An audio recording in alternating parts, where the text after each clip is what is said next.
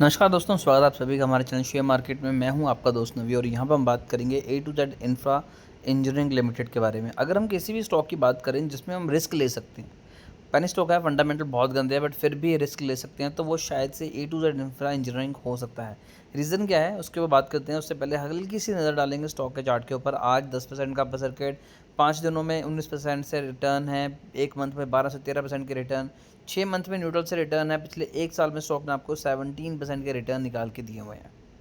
अब अगर यहाँ पर कंडीशन की बात करें तो डेफिनेटली कंपनी की हालत ख़राब है। 300 करोड़ के अराउंड मार्केट कैप है, लेकिन return on capital employed company का -20 है और यहाँ पर रिटर्न ऑन इक्विटी -132% है। तो अगर कंपनी के रिटर्न ऑन कैपिटल एम्प्लॉयड और रिटर्न ऑन इक्विटी 17% के अराउंड हो रिस्पेक्टिवली, तब हम कह सकते हैं कि हाँ यार, स्टॉक में पैसे लगा रहे हैं, एक समझदारी का डिसीजन होगा। बट यहाँ पर वो चीज़ नहीं है। दूसरी चीज़, करंट प्राइस 17 रुपये के अराउंड है, जबकि बुक वैल्यू यहाँ पर निकल के आती है 2.14 की, यानी कि बुक वैल्यू से काफ़ी ज़्यादा ऊपर स्टॉक जो है वो ट्रेड कर रहा है। उसके बाद अगर यहाँ पर रिटर्न ऑन एसेट्स की बात करेंगे तो वो भी नेगेटिव में है, क्वार्टर सेल नेगेटिव में है, पर मोटर होल्डिंग यहाँ पर 28.1% है। यहाँ पर देख के हल्की सी तसल्ली मिलती है कि शायद कोई चीज़ तो बेटर है, बट इसमें भी 99.7% जो शेयर्स हैं वो प्लेज है, यानी कि अगर कंपनी में कोई मेजर प्रॉब्लम निकलती है तो प्रमोटर आराम से बाहर आ जाएंगे।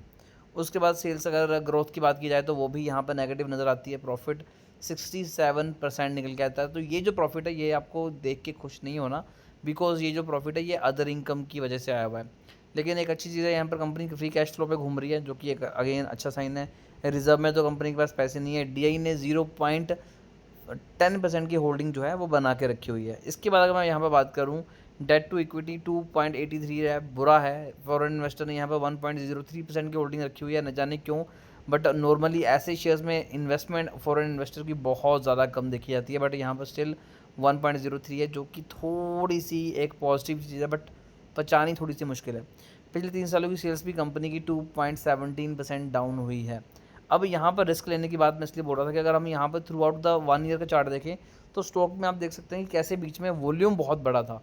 तो ये चीज़ कहीं ना कहीं इंडिकेट करता है कि ऐसे में अगर स्टॉक में वॉल्यूम अगर ऐसे ही बढ़ता रहा तो आराम से ये स्टॉक आपको कभी भी लोअर सर्किट और अपर सर्किट दिखा देगा। तो अगर आपने यहाँ पर इन्वेस्टमेंट की हुई है तो लॉन्ग रन में शायद से ये अच्छे रिटर्न आपको देने शुरू कर दे। बट यहाँ पर बड़ा बड़ा पैसा लगाना मेरे हिसाब से काफ़ी ज़्यादा रिस्की रहने वाला है। फिर भी शेयर को लेकर अगर आपकी कोई भी क्वेरी है तो कमेंट कीजिए, हमारी कोशिश होगी कि आपको एक अच्छी एडवाइस दें।